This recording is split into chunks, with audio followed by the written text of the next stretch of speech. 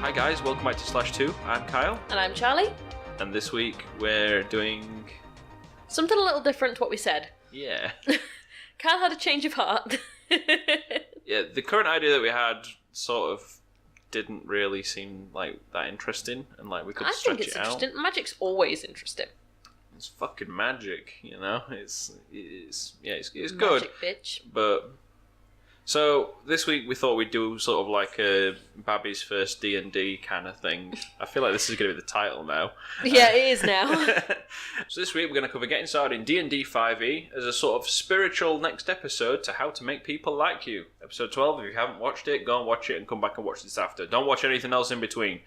You can tell you're reading off a script here, Kyle. Yeah, right. So for those of you who don't know, Dungeons & Dragons over the years has developed quite a lot. Currently we are on 5th edition, 5e. Basically started off with your original D&D, went into AD&D, Advanced Dungeons & Dragons. You had 3, 3.5, which was... yeah, no, 3 was bad. 3 was very bad, that's why they had 3.5. 4 as well was very bad, we don't talk about 4. Most people jump straight from 3.5 to 5 because everything else was shit. That upsets me because the World of Warcraft version of D&D is set in 3.5 and I want to play it and it's shit. Well, no, 3.5 was fine. 3 was terrible.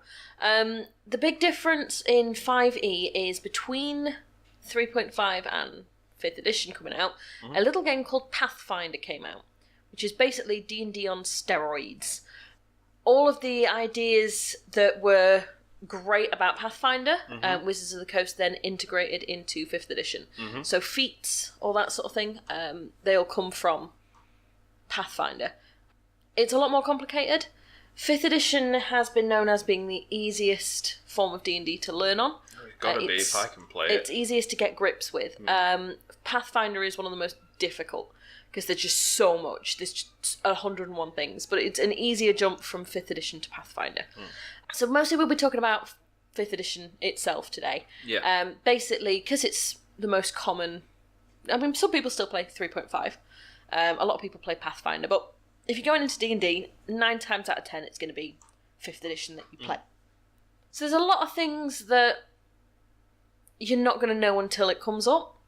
And there's a few hints, tips and tricks, what to sort of expect from your first session, that sort of thing. We'll cover on sort of the things that you go through in a session 0, which you didn't get to have because you came into an already established game. But usually, especially if you're starting a game, there will be a session 0. Let's go back even before session 0. Let's tell the nice people what they're going to need to start their game. Before they've even walked into that session. What you're going to need is a DM. Because the DM will provide you with everything you need for your first session if you don't already have a setup.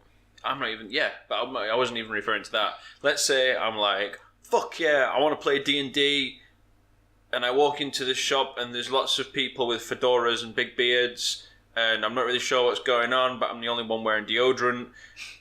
What do I buy? Where do I start? So again, you're probably best, if you're wanting to be a player, not buying anything to start. Not even dice? Not even dice. So, a good DM, I mean, I'm the perfect example, will have 50 bajillion sets of dice. Talk about blowing your own trumpet, but to be fair, you are a good DM. Yeah, well, it doesn't matter about gameplay style, but I mean a preparedness level. You have more fucking dice, and one thing that I love and hate at the same time, because I know that I'm the one that's going to be driving them to the vet if it ever happens, is the fact that whenever we roll dice, whenever we drop dice, the cats are just like, that's my next fucking meal. Yeah, we're really good at keeping track of all our dice and not losing any, because if any of them go off the table, they have to be found immediately or the cats will consume them. Yeah, the day a cat eats a D4, I will weep all the way to the vets. Yeah, I don't think they'd be able to swallow one whole, so we'd be alright. If they coughed it back up, I bet it'd be a hell of a roll. Anyway, a good DM should have things like dice and that to borrow.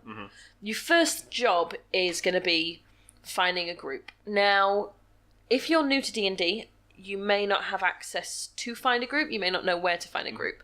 So you might end up getting a bunch of your friends together, assigning one of you as DM, and just rolling with it and learning on the fly. There's nothing wrong with that. Absolutely nothing wrong with that at all. I wouldn't necessarily recommend it for your first experience, your first outing. I would always recommend the DM especially get a little bit of experience beforehand, but it's not always possible.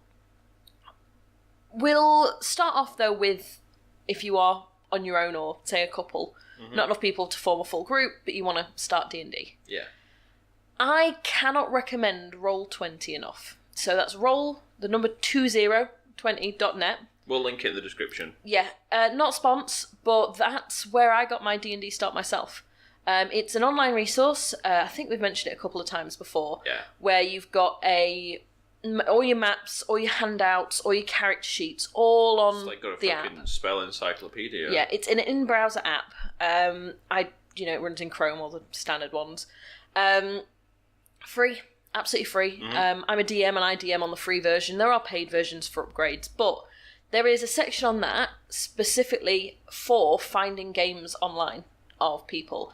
My first game was found through that way, and basically there was a guy in Canada called Finn, who, fantastic bloke, basically taught me the basics of D&D, because he ran a monthly one-shot series. So he would bring in specifically newbies to the game, go through with them in that month, run up to it, who their characters are, blah blah, and run a small one-shot campaign.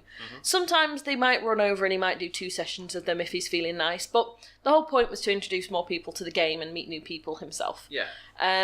So he'd taught you through character creation, he'd help you with all of that, he'd get you in a Discord group with all the people who were playing whenever, because obviously there was multiple people. There were people from old sessions that were still in the group. There were people who were on the waiting list for a session. Blah blah blah. He'd help you build your character. You'd get to talk to all these people and join in and start to build up. And my international campaign that I play with my friend Toby. Toby is a German. He was in that group. He had already played a campaign. Was still in the D&D, the Discord chat. And when my game was up and we were playing through that one shot for us, he was actually logged into voice just listening in, just was bored that night.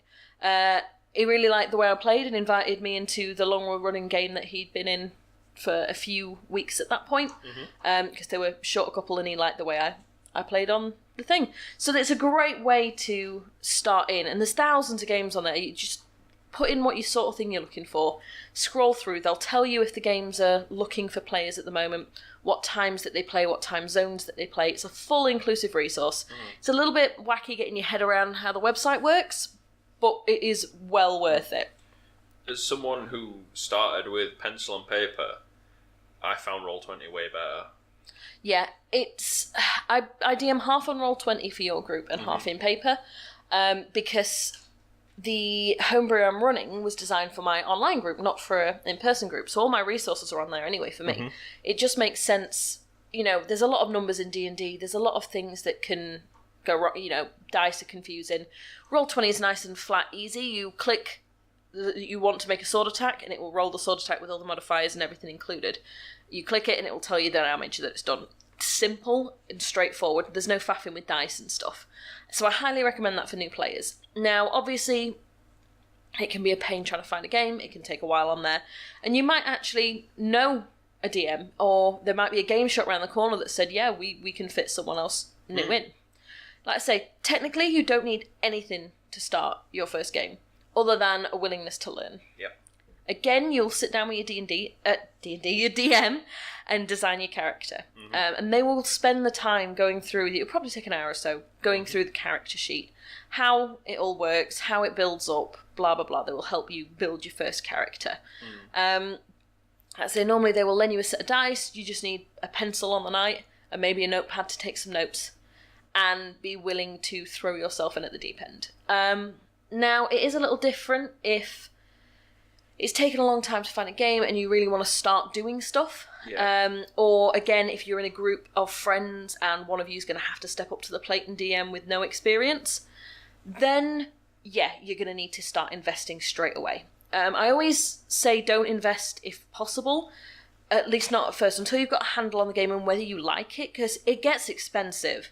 Yeah. I don't own physical copies of any of the basic books, and I have spent hundreds on D&D equipment already. The books are just on top. Now,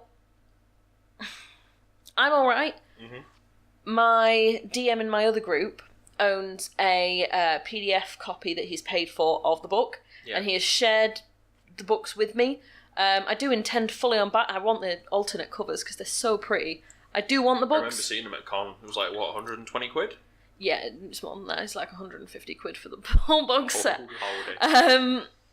Now, I don't obviously recommend piracy in any form, but when you're just getting started, especially, and you're looking to just get a basic grasp, if you've got a friend who you can borrow the book, or libraries often carry the books, I'd much prefer you do that than spend the money up front. Like I say, it gets very expensive. I'm sure as well, online, I have seen simplified versions that people have rewritten of it. Yes, that's just got like the meat. Yeah, people will put out cheat sheets and things like that to help, which are good. Don't get me wrong, but again, most of the time it's better to have the book and someone going through what you'll need than just a random cheat sheet of what one specific person thinks is important. Like, if there's a particular subject you need to flick through quickly, sometimes a quick Google and you find that bit. Yeah, exactly. Roll20, again, has got a compendium with a whole bunch of information, including how to build your character sheets. That's very, very useful. Again, free online, you can grab and use it as a makeshift book. So there's a bunch of books to start with, though. Well, let's say that, like, I've now played a game. Well, we've not even gotten that far yet, Kai. Alright, let's say, let's say then that, like, I've made my character sheet now, and it's come into doing the stats. Now... Well, I'm not even talking about getting that far yet. Because whatever you run on, you're probably going to need some sort of resource for that. So, like I say, you've got the Roll20. Yeah. If you do buy the books, as a player, there is only one book you need, and that is just the player's handbook. All the rest... Makes sense. All the rest is if you're DMing. If you're starting out as a DM, you'll want a copy of the player's handbook as well, because it's good to know what your players can see. And there is a Dungeon Master's guide as well. And those are the key ones. There's that thing, the board that you put up as well around yourself? Yeah, so there's DM screens. You don't have to have the real official ones. That's just basically to hide what you're doing so you can keep some sort of secrecy between you and your players. You use a laptop. I do use a laptop. Now, the official DM screen does have cheat sheets on it. I've seen. It's got lots and lots of information which can be very, very useful for you. The average cost of a tavern, for example. You know, what all the different dice are used for, basic stat effects. All that sort of thing is on there to help you with the DM side of things. So if you are willing to fork out money, it's your first time DMing, the DM guide and the screen are must-haves. As long as one of your players has got the player's handbook, that's fine, you can make do. Or, like I say, if you've got it, other players can borrow it. You're going to need one of them at the table, bare minimum. And the DM, you're going to need those two books. Obviously, you'll need a printer. All the sheets, the actual character sheets, are free on the Wizards of the Coast website. The base plain ones. People have also made their own fancier ones. All you need to do is print. Literally download and hit print. And then pencils. Well, I use the editable one on Roll20. Yeah. Which I find a much more comfortable experience because I write like a man who lost a fight against two hammers. Yeah, so I know you keep a notepad on there, and it's all much better typed up. But some people prefer the pen and paper. Yeah. And depending on where you are, I can write. Depending on where you are as well, and some DMs don't like Roll20's dice because obviously you can never have 100% randomness with an electronic dice. This is why I still have quite physical a few pretty physical dice. I wouldn't mind a dice tray, to be fair. Something that's quite like a wholesome thing to have, I think, along with... I mean, that's for when you're starting to get into it. So, like I say, after you've had your first couple of sessions, the first thing you are going to want to invest in is dice. Yeah. 100%. At this point, like I say, once you know you're wanting to continue with the game, do invest in books. Like I say, even if you're playing online at this point, start investing in the books. They're a great resource to have. But for the first set of dice, from experience, I would say get some in a simple colour with clear, readable digits on them. Yeah, don't immediately go in for expensive metal dice that are all fancy and stuff, because you're not going to want to roll them. Oh, fucking oil and slick. You're going to break a table with like proper metal dice as well. There's also the oil slick dice with dark red text on, and it's just like, the fucking, what number is this? Yeah. And if you drop it on a carpet, you're done for. 90% of both of our dice are Chessex. Mm-hmm. So there's a few big brand name dice manufacturers, and there's obviously a lot more smaller ones. Yeah. So Chessex is like the dice company. If you go to a shop and see, those little boxes with dice in, 99% of the time it's going to be Chessex, and you're going to look at the card on the back, it's going to say Chessex and then what dice it is on the bottom. Mm-hmm. They are good, sturdy, simple resin dice. They are pretty enough, but most of them are very simple patterns. They're nothing too fancy. They're quite nice as well. There's a nice feel to them. That sounds weird, but like when you're holding the set in your hand, like they feel solid, and they feel like they're not going to fucking ping off. So they are plastic. They're made of resin. It's not exactly the highest quality resin, fancy stuff, but it is strong resin, good sturdy resin. You can still break them. Yeah. I've seen it done. It's hard, but I've seen it done. But they are sturdy, basic dice, and they're normally not too expensive. You're looking at less than £10 for a set of dice. From $5.99 to $7.99. Yeah, normally they're about £7-8. So for you Americans, still about less than $10. Like it's not expensive for a set of dice. But yeah, you want to make sure that they're going to be usable. You're going to be rolling them across a table. Mm-hmm. Your dice may be like 2 or 3 feet from you, depending on where you play, and you need to make sure you've got at least one set of really nice, sturdy, readable dice. Yep. Go for the fancy and plain ones afterwards. Go for the fancy and the transparent and, the gold etched and blah, blah, blah. Glow in the dark. My glow in the dark ones are high visibility because they're blue with white text. It's just in the dark that they're not very readable.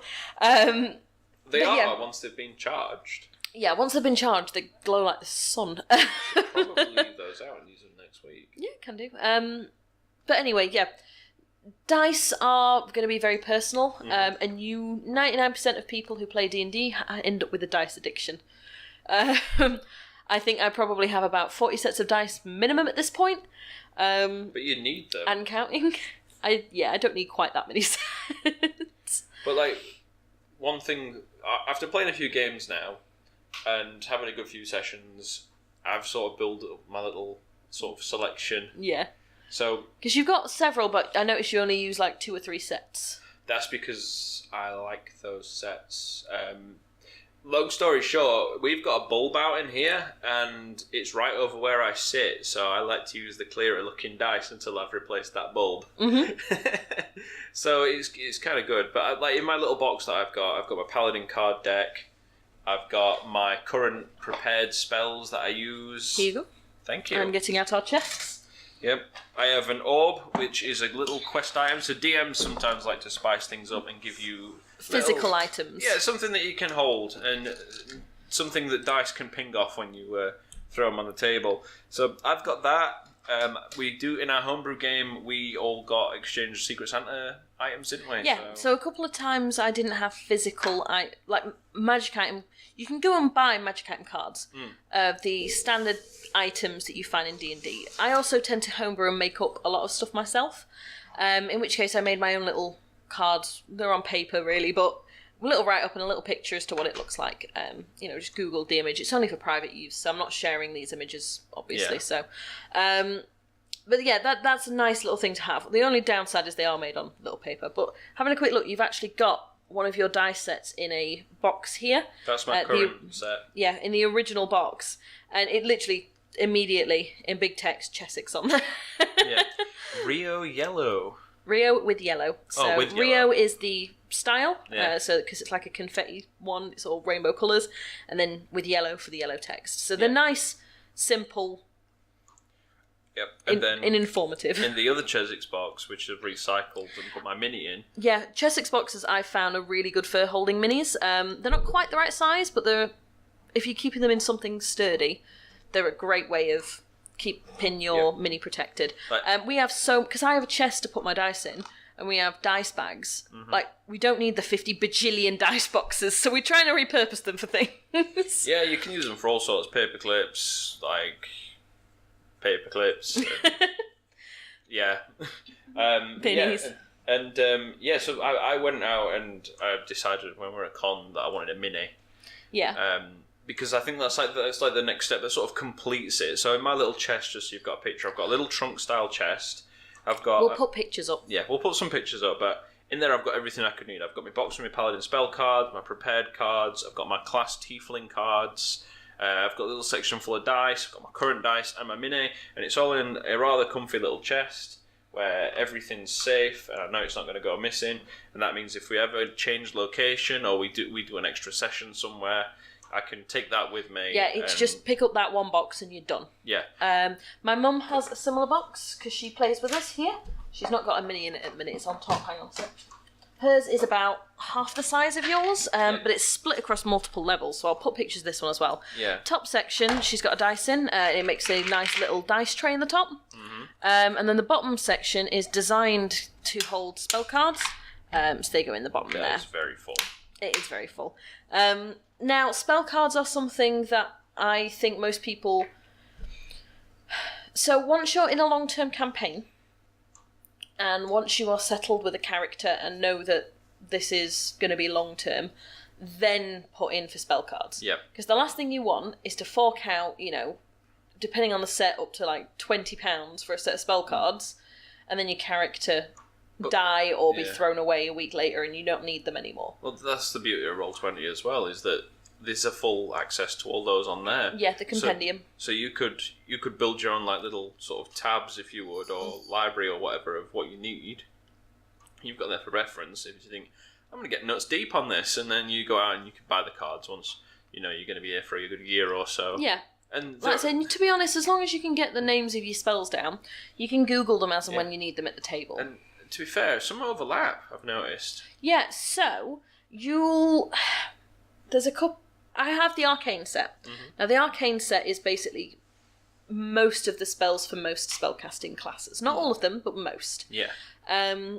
You'll find that, for example, Druids, when you look at their spell cards, they actually say on the bottom other classes that can use the same spells. A lot of spells overlap. There's some that are specific, but most of them overlap in some measure. So again, personally, I like the look of having a full set of spell cards from the same set. So I would buy the Bard set and the Druid set, even though there's overlap. I wouldn't... You could then, in theory, make up most of the spells for all the other classes. But I like the look of them all having the same appearance, because they're all different colours and things like that. But I would highly recommend, once you're settled, getting them, then focus on getting a mini, because minis get very expensive very quickly. Yeah. But start with the spell cards, slowly build up your arsenal. Function is more important at the start. So, we've talked about the minis, we've talked about cards, dice, card cases, resources. So what would a player stepping into their first game, what would they expect to get out of it, and how would you expect it to go? Confusion. I think everyone will agree with that. If you are coming into an existing campaign, chances are you're not going to get much of an explanation as to the world so far. You're going to get asked what kind of character you can play, maybe a couple of restrictions put on that. An introduction of the basic rules. Now, sometimes, because they call it raw, rules as written, but then there's also the rule of fun. So a DM will often homebrew and change things and customise things and implement their own rules or change rules slightly. It's still kept stagnant throughout the whole campaign, but it's just different to what's in the book. Your DM should always tell you those before you start, even if you're coming in late. See, your first game is going to be confusing, though. It's always going to be just you're not sure what's going on. You're not sure which dice is which. You're just rolling and enjoying everyone else's madness. See, when I did my first session, and I have no regrets about this because I absolutely love playing Paladin, and I play Paladin in other games like Warcraft. Yeah. But when you were like, oh, join, and then I was like, sure, okay, and then like Joe and Nat and others were like, kinda need a tank. nudge, nudge. So I was just like, oh, fine, I'll make a paladin. I did say a tank was required, but you didn't have to do it. It just makes my job more difficult, but I am the DM, that is my job. So. I looked at it from a logical sort of way in that we need a tank, we don't have a tank, half the group are glass cannons, one of them's died since I've joined, the other one's been banished, so it kind of makes sense that we had a meat shield, and just like in other games like Overwatch or WoW or whatever, I'll switch up if I need to so that the group gets shit done. Yeah. And I was more than happy to pick a paladin because it's, for glory and shield and sword and all that bollocks. Because even though obviously a tank was required, there are more options. Now we did have a druid in the party at the time. Sorry, we didn't have that. Moon druids are good tanks, especially at low levels. What about fighters? Fighters, yeah, they're a classic tank. Barbarian, sorry, not bard. Barbarian is a thing that happens though. A musical barbarian. Obviously your paladins. Clerics. Yeah. Clerics makes like hella good tanks. People write clerics off as a healing class, but like they're really like not. No, I mean just look at shadow priests in WoW. Yeah, I mean there's no specific healing class in D&D. There's because everything's a mix of everything. Yeah, because I've done everything. Like I've pulled people back from eating dirt while simultaneously on the other arm smacking something with a shield and just being like, for fuck's sake, Yeah. In a good way, in a fun way. Yeah, I mean most spellcasters have healing spells. Cleric admittedly has more, but not by a lot, and even paladins have got lay on hands, which is a pool of healing, which that is unbelievably useful. Yeah, lay on hands is pretty OP. Like, you'd just be like, you'd be almost in a You have a pool of healing of a maximum you can do every day, and you can do it I think it's up to your level amount of times a day. Yeah. And it's like, cool, I'm just going to touch this guy and give him 20 points of healing, just as an offhand thing that I can do. Or if I want to be selfish, I can just be like, and then heal myself to full while flipping off. There are many touch yourself jokes, yes. Yeah. I've not made one yet. Not in this podcast, anyway. But yeah, I mean, your first session's always going to be confusing. You're not going to know the story. You're not going to know what's going on. You're not going to be used to role-playing. You're not going to be used to the people you're playing with and their characters. And it's going to take a while to build that confidence up. Alcohol helped me a lot there. Yeah, alcohol helps a lot of people. Not a lot of DMs let you drink at the table, though. It depends on what kind of game you're playing and what kind of table it is. Yeah. If it's serious, it's more like Pepsi and pizza. And I guess because in our group we're sort of like a casual once-a-week thing, it's sort of like we're okay to get a little bit boozy. Yeah, I wouldn't want anyone smashed at the table. No, God, no. But I don't mind a couple of drinks to help people relax. The whole point of our Friday sessions is that it's a relax at the end of the week. Yeah. We can be a bit silly. We can be a little ridiculous with our game. Hopefully we can try and record a section of it, or... Yeah, we keep saying we'll do that. I want to record when we... I've got a plan for a one-shot we've spoken about a couple of times. I'd like to record that. We'll have some new players as well, so you'll get a feel for what it's like to be a new player coming in to D&D. Yeah. We can obviously showcase how you go about things from a newbie's perspective as part of that. It's going to be fun. Yeah, it's going to be very, very interesting. Yeah. But yeah, I mean, as a new player to D&D, it's something you've got to throw yourself in wholeheartedly. You're always going to be a little bit on the fence at first, a little bit not sure what you're doing.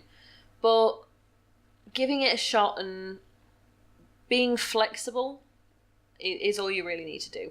As a DM, obviously flexibility is the most important thing in the world, but I do need it from my players to some degree as well. We all need to be on the same page.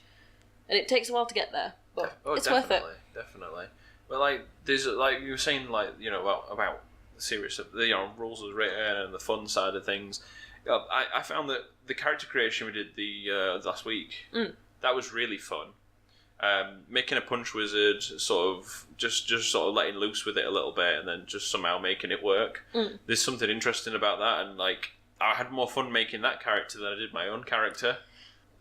That's because when we made Kivara, we weren't running specifically from D&D rules. So we didn't have to worry about stats matching up and blah, blah, blah, blah, blah, and how...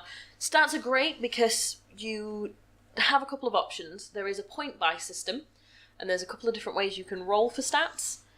But you always end up having, usually, a dump stat. You have good and bad things. And that can affect how you decide to build your character. So we may have completely changed Kivara depending on what we'd rolled, or if we did a point buy, where we decided to put them, what sacrifices we decided to make.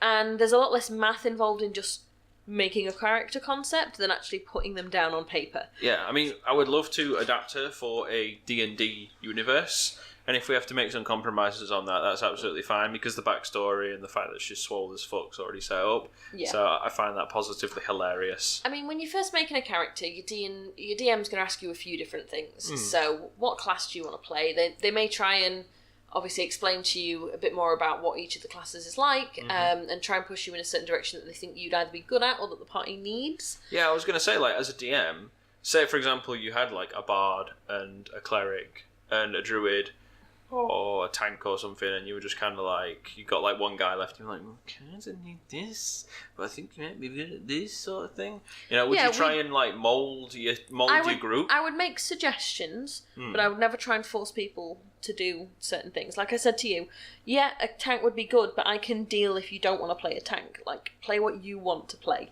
Yeah, but if you're not going to have fun with a certain class, don't play it. I'm having fun with a tank. There you go.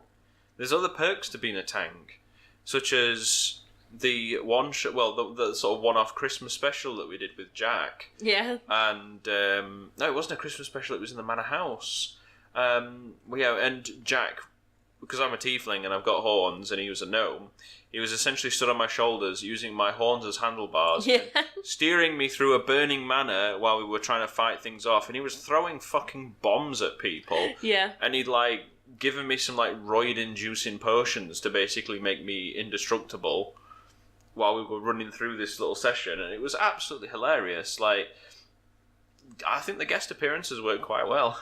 Yeah, guest appearances are fun to do. Jack especially, because he's a much more experienced DM than me. He knows a lot more about the game in general and how to run a lot more stuff. So he's always got really good ideas that he can put through. I especially enjoyed that session because, being a tiefling, I wasn't a human, and this particular gnome was very anti-human. So it made me feel just that little bit more special and quite engaging. You know, like, as time's gone on, I've started to understand the game a lot more, and I am starting to enjoy the story a lot more than originally. And I feel that it's only going to grow in time. Yeah. So it's going to be exciting. But, like, I think that everybody should at least, you know, everybody who's into games anyway, whether it's tabletop games or video games, D&D seems to be quite deep-seated into a lot of different games. Like, I mean, pretty much everything's based on D&D. Not everything, but, like, most fantasy games have got their roots in D&D. Whether it's the dev team used to play it, or they've got an inspired rolling system and loot system like it, or it's just straight off, you know, let's do a D&D, like, playable, like, game, but we'll base it in our own universe and spin off. And so playing D&D sort of gave me a bigger appreciation for World of Warcraft. Yeah. I've mentioned WoW a lot, but the mechanics of the game and how items are rolled for and things like that. So it was just exciting. But and one thing D&D will do is it will massively improve your math skills. There is so much math, and, like, could barely do 2 and 2 until he started D&D, and now he's like math wizard. This is why I have a calculator on my laptop. Yeah, he takes the easy way out. And I'm just sat here like, okay, so you did 72 damage. Now I need to just subtract that from 345. And then I'm just like, beep, boop, boop, 4. That's not the answer to that at all, but okay. But yeah, it's very good at helping you with, in terms of role-playing, in terms of imagination, obviously your team-building skills, flexibility, all that sort of stuff is tied up in D&D. It's a great thing. I think that really if it's just such a great exercise to do with people. I mean, it's helped me a lot with thinking outside the box. I think that's based on like my character's background with the Red Knight. Yeah. Yep. He's getting there. He's getting there. Doing it, boy. So with the Red Knight, and she's like the goddess of strategy, and she just wants to fuck things up, but does it by the book sometimes. So like that made me think outside the box in a lot of situations, like trying to get around that scenario with the big chain demon without fighting him. So this week, the guys have started a massive section of all-out war in Dis. Mm-hmm. They ended up on top of a tower, pretending to be members of one particular faction in this war. There are 6 factions at war together, all at once. They were on this roof that was split in half, basically, by a giant siege machine launching boulders. Mm-hmm. There was a chain demon managing it, and the opposite side of the siege machine to where they were gliders that the party could use to hop on and skip a huge chunk of combat, a huge chunk of battle. Yep. But, of course, they had to get past the chain demon and the siege machine in order to do that. We got so fucking lucky. If it wasn't for the fact that Mouse had rolled over 20, you probably would not have ended up very well in that one. He crit failed his glider control check, so he immediately stepped off and immediately plummeted towards the ground. To be fair, I am in a full set of plate armour. Yeah. With a shield and all the other heavy shit. So, like, it was no surprise that I was going to fall like a stone. But it was a good session, even after the druid fucked up and... just like, bitch slapped the chain demon on the knee. And he's just sort of looking down like, what do you want, tiny thing? And she's like, you got some on your leg! And then fucking rolled for persuasion and got it. Yeah. And then he's just like, "Ugh," and carries on. And then we blew everything up and escaped via hang glider. It was pretty cash money. But it's just shit like that, because I knew from the word go, I was like, I'm not fucking fighting this. And I was trying everything I possibly could. Didn't at one point we tried to, like, I was suggesting that we persuaded it to go on its lunch. Yeah. They were trying to think of anything that would get them around this thing without combat. There were lots of suggestions. The reason she slapped him on the knees is because she tried to polymorph him, but he had like a +4 to wisdom saves and then rolled an 18. It was like, she rolled a 14. She was nowhere near. Yep. No, sorry, her spell save DC is a 15, yep. So it was nowhere near. Yeah, the chain demon's got some interesting stats on there. It's a fun demon to play with. And I'm glad that we don't have to fight him. Yeah. That would have been a little bit of a bloody battle. Yeah, but yeah, so that was that session last week, and it was really good. But yeah, like... I mean, D&D really is just peak goblin culture. I mean, you've got little chests full of sparkly, shiny little dice, and you end up, if you're playing in person especially, with like random items that as a DM you're like, oh, I could use this at some point for a magic item. So I've got like jars of beads and rocks and crystals. You've got that crystal orb in your dice box, which was a gift from your patron, when in real life it's just something that I got when I went to Texas at the Space Caverns. But it's pretty freaking neat. I've got a little mini drinking horn. I've got coins. I love how you're going through all this and they can't see it, but I think that... No, I'm going to put pictures up. We should put this up on the Facebook group. Yeah. Yeah, I will. I'll put all pictures up on Facebook and make sure everything's linked across. Definitely. But yeah, I've got like circlets. I've got 50 million dice bags, one of which was knitted by a friend of mine, Lisa, to look like a dragon egg, which is absolutely beautiful. And you've got your... You've got the octopus one as well. Yeah, I've got my Kraken one that you got me for my birthday last year. Yep. Which I'm not using anymore because I've just got too much dice for it. Yeah. So I've put it to one side to be saved. Upgrade to a chest. Yeah, there's a lot. But that's the thing, I mean, we've already sort of covered dice, but we've not really covered dice. We've covered this style of set you'll need, but we've not covered the fact that you can't just go out and buy a standard set of a dozen like 6-sided dice. Oh god, no. That's not at all what you're going to need for D&D. So you want a full polyhedral set. What's that for English-speaking people? So polyhedral, multi-sided.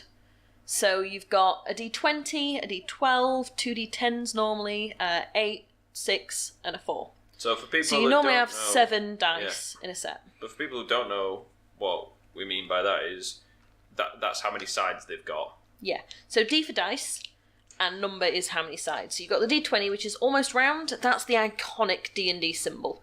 That is the dice you're going to use more often than anything else. Yep.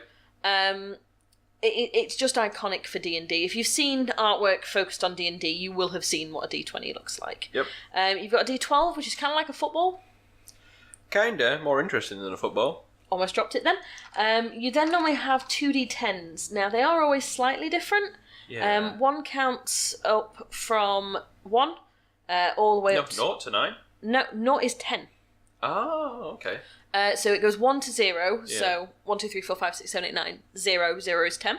Cool. You then have another identical dice. Now these look sort of diamond-y in shape. Kinda. I don't call them the diamond ones, but they are sort of diamond-shaped. The other one is 10 to 100, so 10, 20, 30, all the way up to 00, which is 100. Yeah. Now that's a percentile dice. Mm-hmm. So it makes whatever you're rolling into out of 100. So, for example, if I roll these 2 here, Yeah. make some room. I got a 5 and a 40, so 45. Cool. Nice and simple. It gives you up to 100. Now, obviously, if you roll, you would have to roll all zeros for it to be 100. Mm-hmm. Otherwise, you would roll a 2 and 00. It wouldn't be 102. It would just be 2. But it means you can do percentage in terms of likelihood of something working, or there's a couple of spells that involve it. Mostly it is on the DM side. If I decide that I'm not sure what you're saying is probably more luck based than anything, there's no luck stat in 5th edition. Yeah. So I may make you roll a D100 to see what happens. Yep. There's also random magical effects, and I might have a huge list of 100 items that something could happen. Mm-hmm. So I might make you roll the percentile dice so we get a number out of 100. Again, you can mix and match multiple D10s or percentile dices for what you're trying. Yeah. And you can go up and up and up in numbers. It doesn't have to be, obviously, just the 2 to be 100. But yeah, I mean, D10's used in some spells and that sort of thing.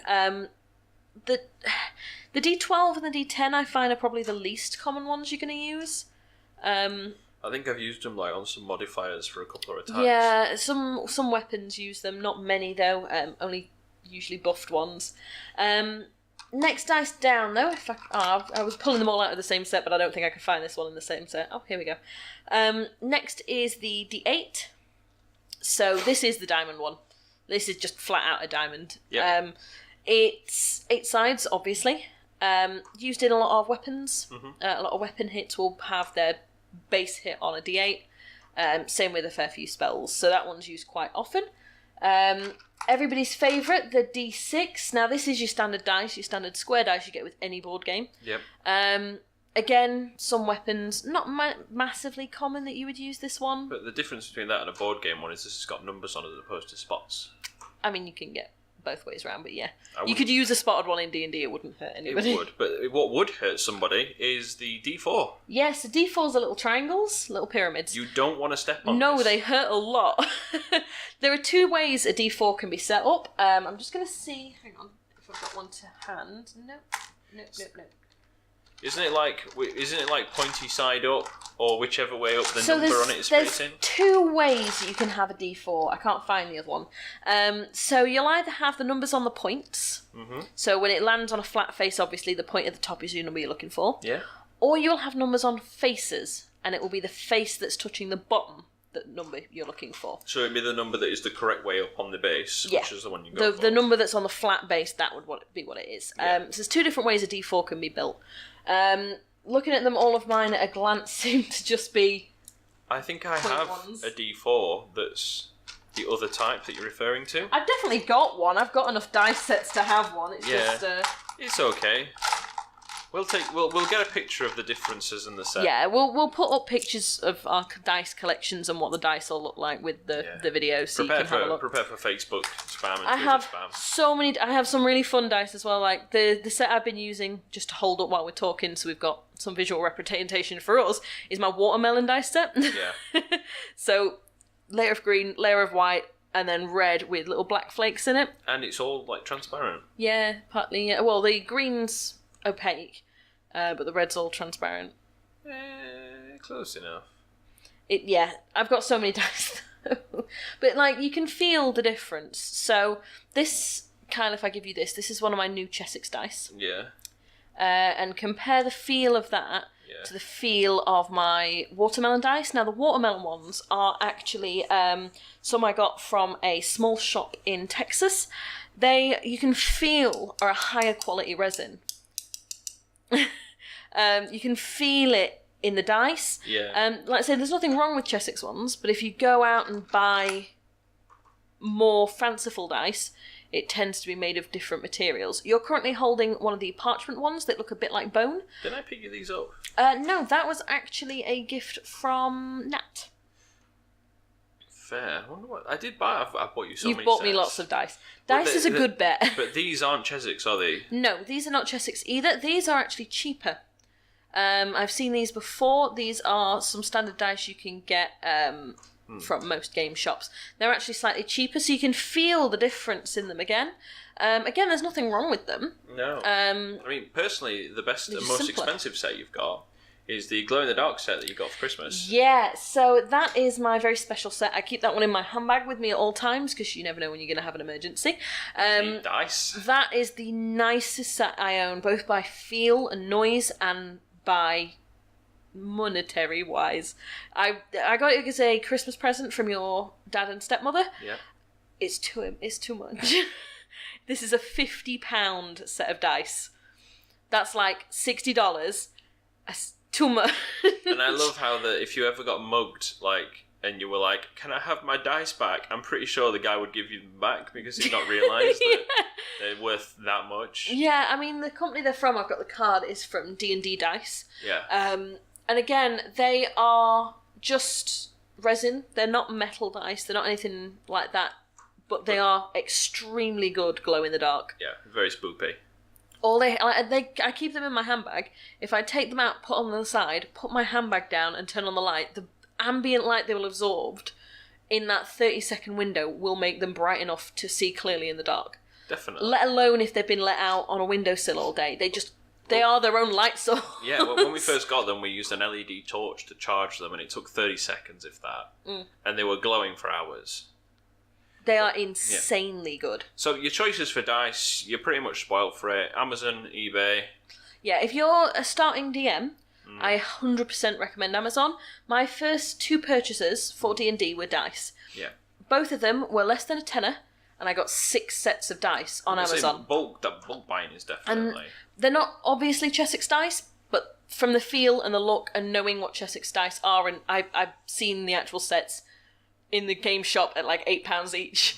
They are Chessex dice. Yeah. They're just bulk bought and not in the boxes. They're normally in their own little individual bags. But you can get full dice sets, like say 4 to 6 usually in one purchase. Some places, like there's a shop in Manchester that do mixed ones. Yeah. So you can actually like pick and choose your own set. So if you really wanted to, if it really helped you out, you could get each dice in a different colour, design, shade, whatever you want to help you distinguish them easier when you're trying to grab one. Because as a new player, you might be like, fuck, well, and then you could just be like, oh, I need purple. My mother's currently using, if I open her box up again, a set here, which is larger than the standard set of D&D dice. There's actually 9 in there.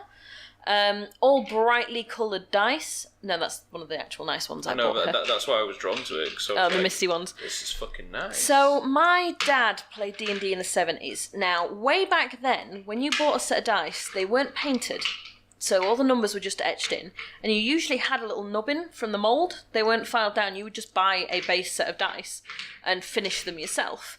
I have my dad's dice set from the 70s. There should be and yeah, there's the D10's missing, the D4's missing there. No, there's the other type of D4. Oh yes, that is the other type of D4. That's perfect. We can show that later. But all of these are different colours, not necessarily corresponding to what type of dice they are, but they are all different colours. So he's got 2 D20s. Normally you'd only get one in a set. One is black. One is black text on a white dice. The other is white text on a red dice. So they're not colour matched at all. Also, there's 2 D4s. Not D4s. 2 D6s. Which are standard dice yet. Again, that.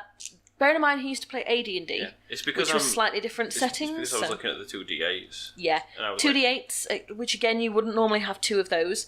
There is another D10 somewhere. You've given me the normal one, but not the percentile dice, which I believe is green, I want to say. I can't remember. It's been a while. No, that's the D12 that you've given me there. It's not but in it's... here. Oh, no, one must have lost it. Typical. As soon as I give him a... I will check the litter box later. It may have ended up in your big set. Yeah, possibly. But that's a set of 10 dice rather than the standard 7. And again, they are all mismatched colours, but they're nice and easy to read, despite the fact that they are like 30 years old. Oh, have you just found it? Yeah. Yeah, it was blue. I was wrong. It was blue. I think there's another one, because there's no... That's just another D10. That's not a percentile. Is it this one? Yeah, there you go. So actually there were 3 D10 in that set then. Yeah. Because there's Carl's just handed me the percentile, it's another blue one, and then there's the white D10 in there as well, which is definitely from this old set. Yeah, it's confusing. But yeah, there's a lot of dice. It does get a little confusing when you're first learning them as to which is which.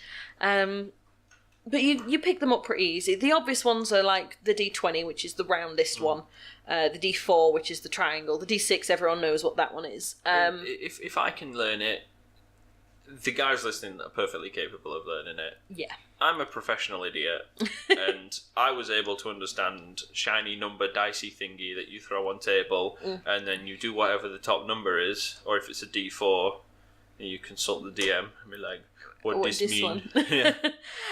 But yeah, there's lots of options with it, and like I say, you want some practical, easy to read dice for your first ones, but after that you can go hog wild, and like 99% of D&D players are dice obsessed. Dice is always a great idea for a gift. They're usually not that expensive. I've got my eye on a set which are a metal set called the Thorn Dice that are like £120. There's a website called Artisan Dice where you can get like mammoth tusk dice and alligator jawbone and petrified wood, which are like $400 to $500 for one dice, let alone a set. Even there, they even have premium resin, which is like £20 per dice. Per dice. So a full set's like over £100.